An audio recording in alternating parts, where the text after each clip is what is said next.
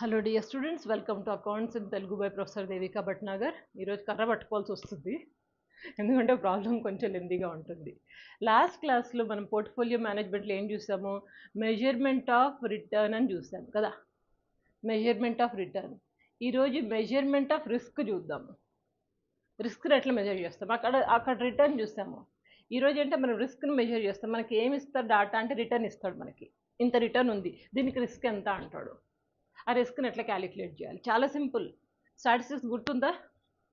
ఎప్పుడు అన్ని సబ్జెక్టులన్నీ inter related, కోరిలేటెడే. స్టాటిస్టిక్స్లో మనం నేర్చుకున్నాం అర్థమెటిక్ మీన్ అని, యావరేజ్, అది స్టాండర్డ్ డివియేషన్, కోరిలేషన్, కోవేరియన్స్, ఇవన్నీ మళ్ళీ ఇప్పుడు ఈ ప్రాబ్లంలో చేస్తాము. దేనికోసం? మెజర్మెంట్ ఆఫ్ రిస్క్ని మెజర్ చేయడానికి వాడతాం. అవే సేమ్, అవే ఫార్ములాస్, అవే క్యాలిక్యులేషన్స్. చాలా సింపుల్. ఓకేనా? ఇప్పుడు ఇంగ్లీష్లో చేశాను, యాజ్ ఇట్ ఈస్ గుంచాను. మళ్ళీ ప్రాబ్లం అంతా వర్కౌట్ చేయాలంటే నాకు రిస్క్, నో రిస్క్. అర్థమైందా? సరే, ప్రాబ్లం ఎక్స్ప్లెయిన్ చేస్తాను. ఏమంటున్నాడు చూడండి. ఇలాంటి ప్రాబ్లమ్స్ చాలా ఉంటాయి. మీరు ఈ ప్రాబ్లం అర్థమైతే మీ టెక్స్ట్ బుక్ ఓపెన్ చేసి చాలా ప్రాబ్లమ్స్ వర్కౌట్ చేయొచ్చు. ఓకేనా? Stocks A and B had the following returns. రెండు స్టాక్స్ ఉన్నాయంట, ఏ అండ్ బి. దానికి రిటర్న్స్ ఇట్లా ఉన్నాయంట. ఎన్ని ఇయర్స్ ఇచ్చాడు? 5 ఇయర్స్ది. 5 ఇయర్స్ రిటర్న్ ఏ. స్టాక్ ఏకి రిటర్న్ ఎంత వచ్చిందంటే ఫస్ట్ ఇయర్లో 5%, నెక్స్ట్ -10%, అట్లా ఏదో వచ్చినాయి రిటర్న్స్. అట్లనే బీకి కూడా ఇచ్చాడు. ఇచ్చిన తర్వాత రిటర్న్స్ ఇచ్చాడు. ఇచ్చేసి ఏమంటున్నాడు మనల్ని? Calculate average returns of A and B. Average returns of A and B అంటున్నాడు. ఫస్ట్ పాయింట్ మాట్లాడదాం. Average returns of A and B అంటే ఏంటి? Average returns, average arithmetic mean కనుక్కోవాలి, ఏం లేదాడా. సో యావరేజ్ రిటర్న్స్ అంటే నథింగ్ బట్ అర్థమెటిక్ మీన్ కనుక్కోవాలి. ఇది ఏం సిరీస్? ఫ్రీక్వెన్సీ ఇచ్చాడా? ఇవ్వలేదు. అంటే ఏంటి? Individual series. ఇండివిజువల్ సిరీస్లో అర్థమెటిక్ మీన్ కనుక్కోవడానికి ఫార్ములా ఏంటి? Sigma x by n. కళ్ళు మూసుకొని నిద్ర నుంచి లేచినా కానీ చెప్పేటట్టు ఉండాలి. Sigma x by N. Sigma x అంటే ఈ టోటల్ డివైడెడ్ బై ఎన్. అట్లా కనుక్కుంటాము. ఇక సెకండ్ ఏమంటున్నాడు? Risk of A and B. Stock A బికి రెండింటికి రిస్క్ ఎంత అంటున్నాడు. రిస్క్ క్యాలిక్యులేట్ చేయాలంటే ఎప్పుడైనా మనం కనుక్కోవాల్సింది స్టాండర్డ్ డీవియేషన్. ఏం కనుక్కోవాలి? Standard deviation. సో ఇక్కడ రాస్తున్నారు స్టాండర్డ్ డీవియేషన్ ఏమని చూపిస్తాం? రో అంటాం కదా. సో మనం దీనికి ఇక్కడ స్టాండర్డ్ డీవియేషన్ కనుక్కుంటాము. ఇది ఓకే. ఇక మూడోది ఏమంటున్నాడు? Covariance of A and B అంటున్నాడు. కోవేరియన్స్ ఆఫ్ ఏ అండ్ బికి సింపుల్ ఫార్ములా ఒకటి ఉంది. ఆ ఫార్ములా గుర్తుపెట్టుకుంటే సరిపోతుంది. ఫార్ములా ఏంటంటే covariance of A and B sigma D A sigma D B by N. Sigma D A అనండి, sigma D A sigma D B by N. N common, అక్కడ యావరేజ్లో కూడా ఎన్నే తీసుకున్నాం కదా, ఇక్కడ కూడా అంతే. Sigma D A sigma D B by N అంతే. దాంతో మనకు covariance of A and B వస్తుంది. ఇది వచ్చిందంటే correlation of A and B చాలా ఈజీ. దీని ఫార్ములా ఏంటంటే covariance of A and B. ఇగో చూడండి, ఇక్కడ ఉంది. Covariance of A and B అంటే ఇదే. ఇప్పుడు మనం ఈ covariance of A and B కనుక్కుంటాం కదా, ఆ వచ్చినదే ఇక్కడ వేసుకుంటాం. Covariance of A and B divided by standard deviation of A, standard deviation of B. Standard deviation of A and B already ఇక్కడ కనుక్కున్నాం కదా, అదే ఇక్కడ వేసుకుంటున్నాం. అంటే ఏంటి? ఇది డివైడెడ్ బై ఇది చేస్తే మనకు correlation of A and B వస్తుంది. అంత సింపుల్. 4 కనుక్కోవాలి. ఫటాఫట్ వెళ్ళిపోదాం, ఎక్స్ప్లెయిన్ చేసేస్తాను మీకు. ఫస్ట్ యావరేజ్ రిటర్న్స్ మీద ఫోకస్ చేద్దాము. Calculation of average returns of A and B. First average returns of A తీసుకుందాం. ఈ టోటల్ ఎంత వస్తుంది చూడండి. టోటల్ ఇక్కడ 20లోంచి 10 పోతే 10 ఉంది. 10 + 10 20 కదా, 20. ఈ మొత్తం టోటల్ మనకి 20 వస్తుంది. పాజిటివ్ వాల్యూస్ టోటల్ చేయండి. -10 అనండి, అంటే మనకు వచ్చింది 20. 20 డివైడెడ్ బై 5. 5 అంటే నెంబర్ ఆఫ్ అబ్జర్వేషన్స్. ఎన్ని ఉన్నాయి? 5 ఉన్నాయి కదా, అందుకని డివైడెడ్ బై 5. 20/5 అంటే 4%. అట్లాగే యావరేజ్ రిటర్న్స్ ఆఫ్ బి తీసుకుంటున్నాము. యావరేజ్ రిటర్న్స్ ఆఫ్ బి ఈ టోటల్ కూడా చేయండి. 1 2 3 4 ఈ అన్ని టోటల్ చేసి -12 అనండి, అప్పుడు మీకు 25 వస్తుంది. 25 డివైడెడ్ బై 5. నేనైతే నెంబర్ ఆఫ్ అబ్జర్వేషన్స్ ఎప్పుడు కాన్స్టెంట్, ఎందుకంటే 5 ఇచ్చాడు కాబట్టి 5. 25/5 అంటే 5%. ఇక్కడ మనకి యావరేజ్ రిటర్న్స్ వచ్చేసినాయి. అర్థమెటిక్ మీన్ కనుక్కున్నాం, యావరేజ్ వచ్చేసింది. ఇక next risk of A and బికి వెళ్ళిపోదాం. Risk of A and B అంటే ఏం చేయాలి? స్టాండర్డ్ డీవియేషన్, రో క్యాలిక్యులేట్ చేయాలి. రో క్యాలిక్యులేట్ చేయడానికి ఒక చిన్న టేబుల్ వేసుకున్నాను నేను.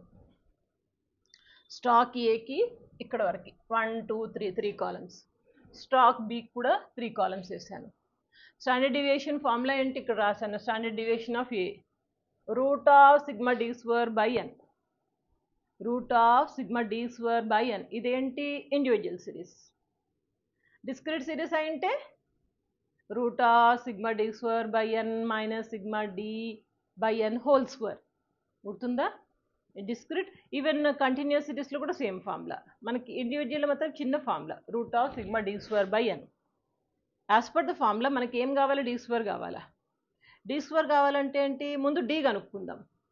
డి కనుక్కుంటే డి స్క్వేర్ మనకి ఈజీ కదా. అందుకని ఇప్పుడు 3 కాలమ్స్ వేసుకున్నాం. ఫస్ట్ కాలంలో రిటర్న్స్, ఇచ్చిన రిటర్న్స్ యాజ్ ఇట్ ఈజ్గా ఇక్కడ వేసుకున్నాను. తర్వాత ఏంటి? డి కనుక్కుందాం.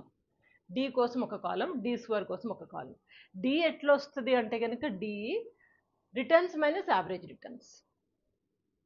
డీవియేషన్స్ మనం ఎక్కడి నుంచి తీసుకుంటాము? రిటర్న్స్లోంచి. రిటర్న్స్ మైనస్ అజ్యూమ్డ్ అని వెళ్ళొచ్చు, అర్థమెటిక్ అని వెళ్ళొచ్చు కదా. కానీ మనం ఇక్కడ ఆల్రెడీ కనుక్కున్నాం కాబట్టి అర్థమెటిక్లోంచి వెళ్ళిపోతున్నాము.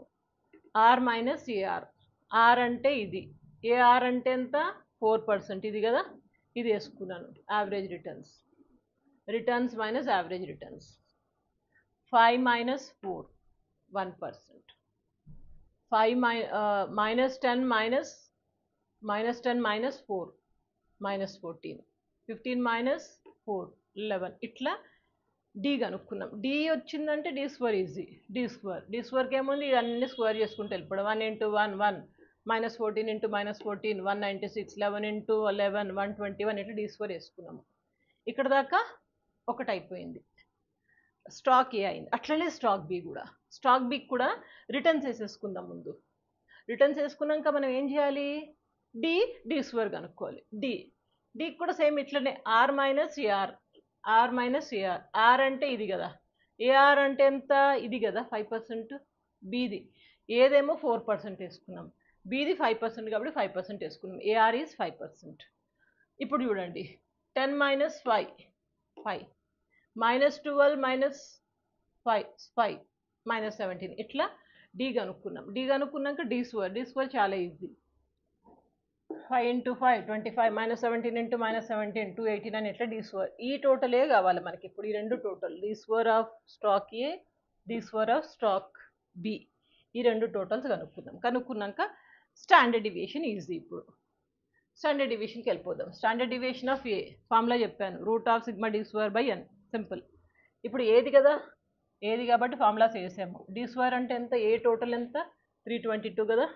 322 వేసుకున్నాము బై ఎన్. ఎన్ అంటే number of observations 5. Root of 322 by 5.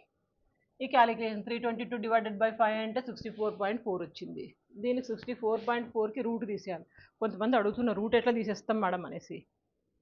చెప్తాను. ఏం లేదండి, ఇక 64.4కి రూట్ తీయాలి కదా. నేను 64.4 వేసుకున్నాను. ఇక్కడ కనిపిస్తుందా? కనపడితే మంచిది. వేసుకున్నాక రూట్ తీయాలి. ఇక్కడ రూట్ సింబల్ ఎక్కడుంది చూడండి, ఇక్కడ ఉంది. నాకు రూట్ అని కొట్టాను, కొడితే ఆన్సర్ వచ్చేస్తుంది. ఎంత వచ్చింది? 8.02. 8.02 వేసుకున్నాను. అంతే, ఏం లేదు. ఆ నెంబర్ 64.4 అని కొట్టి అది రూట్ ఎక్కడుందో ఆ రూట్ కొట్టినామంటే ఆ రూట్ వెళ్ళిపోతుంది. అట్లా మనకి స్టాండర్డ్ డివియేషన్ ఆఫ్ ఏ వచ్చింది 8.02. అట్లనే స్టాండర్డ్ డివియేషన్ ఆఫ్ బి మళ్ళీ same formula, root of sigma D square by N. ఇప్పుడు standard deviation of B D square ఎంత? 404. 404 బై 5. 404 బై 5 అంటే 80.8 వచ్చింది. ఇది రూట్ ఆఫ్ 80.8. రూట్ తీసేయాలి కదా. 80.8 అని క్యాలిక్యులేటర్లో కొట్టేసి రూట్ కొడితే మనకి రూట్ వెళ్ళిపోతుంది. 8.99 వచ్చింది. ఈ రెండేంటి? Standard deviation of A and standard deviation of B. రెండు వచ్చేసినాక ఇంకేముంది? Covariance of A and B కనుక్కోవాలి. ఇది వచ్చేసింది నాకు. ఇది చేసేసాము. Risk of A and B standard deviation ప్రకారం రిస్క్ ఎంత ఉంది చూడండి. స్టాక్ ఏకి అయితే రిస్క్ 8.02% ఉంది. స్టాక్ బికి ఎంత ఉంది? 8.99% రిస్క్ ఉంది. దేంట్లో ఎక్కువ రిస్క్ ఉంది? As per the standard deviation stock బిలో రిస్క్ ఎక్కువ ఉంది అని కంక్లూజన్ ఇస్తాము. ఇక next covariance of A and B కనుక్కోవాలి. ఫార్ములా ఏంటి? కోవేరియన్స్ ఆఫ్ ఏ అండ్ బికి sigma DA DB by N. DA DB కావాలి కదా. దానికోసం మళ్ళీ ఒక చిన్న టేబుల్ వేసాను. ఏం లేదు, చాలా సింపుల్. మనం ఇక్కడ దాకా చేసినామంటే ఇది ఈజీ. చూడండి, ఇప్పుడు డిఏ డిబి కావాలి. ఇప్పుడు మన టేబుల్ ఏం వేస్తాం, డిఏ వేసుకుంటున్నాము, డిబి వేసుకున్నాము. ఈ రెండు మల్టిప్లై చేస్తే డిఏ డిబి వస్తుంది. DA into DB. ఇప్పుడు డిఏ అంటే ఏంటి, ఇక్కడ ఆల్రెడీ మనం చేసినాం కదా, ఇదే డిఏ. ఈ కాలం అంతా యాజ్ ఇట్ ఈజ్గా ఇక్కడ వేసుకున్నాం, అది డిఏ కదా. 1%, -14%, ఇవన్నీ యాజ్ ఇట్ ఈజ్ వేసుకున్నాం. అట్లనే డిబి. డిబి అంటే ఈ కాలం కదా, ఈ కాలం మొత్తం ఇక్కడ వేసేసుకున్నాం. డిబి 5%, -17% ఇట్లా వేసేసుకున్నాం. మనకు కావాల్సింది as per the formula DA into DB. ఇప్పుడు ఒక కాలం, కొత్త కాలం క్రియేట్ చేసి డిఏ ఇంటూ డిబి అంటున్నాం. అంటే ఏంటి, రెండు మల్టిప్లై చేసి ఇక్కడ వేస్తున్నాం. 1 ఇంటూ 5, 5, -14 ఇంటూ -17, 238. అట్లా ఈ రెండు మల్టిప్లై చేయగా మనకు టోటల్ 348 వచ్చింది. ఇక ఫార్ములాలు అప్లై చేయడమే, ఏం లేదు. ఇక్కడ covariance of A and B is equal to sigma DA DB by N కదా. డిఏ డిబి టోటల్ ఎంత, 348 వేసుకున్నా. బై ఎన్, ఎన్ అంటే 5. 348 డివైడ్ బై 5 అంటే మనకు వచ్చింది 69.6%. 69.6% అనేది ఏంటి, covariance of A and B. అయిపోయింది, covariance of A and B. దీని సహాయంతో, దీని హెల్ప్ తోటి మనము correlation of A and B కనుక్కుంటాము. Correlation of A and B formula ఏంటి, covariance of A and B divided by standard deviation of A, standard deviation of B. ఇది formula. Correlation between A and B అంటే RAB అంటున్నాం. R అంటే ఏంటి, correlation. Correlation of A and B కాబట్టి RAB అంటున్నాం. Is equal to covariance of A and B అంటే covariance of A and B కనుక్కున్నాం కదా, అది. Covariance of A and B divided by standard deviation of A, standard deviation of B. ఇక్కడ మనం ఏం చేసేది లేదు, ఎక్కడెక్కడ ఏమేమి కనుక్కున్నా ఆ వాల్యూస్ ఇక్కడ వేసుకుంటే అయిపోయాయి. ఇప్పుడు చూడండి, covariance of A and B అంటే ఇది కదా, ఇదంతా వచ్చింది 69.6 వచ్చింది. 69.6 వేసుకున్నాను ఇక్కడ. Divided by standard deviation of A. Standard deviation of A ఎంత, 8.02. ఆల్రెడీ కనుక్కున్నాం, 8.02 వేసుకున్నాం. తర్వాత స్టాండర్డ్ డివియేషన్ ఆఫ్ బి 8.99, ఇది వేసుకున్నాను. ఇప్పుడు ఇది యాజ్ ఇట్ ఈజ్ గుంచాను, ఈ రెండు మల్టిప్లై చేస్తే 72.10 వచ్చింది.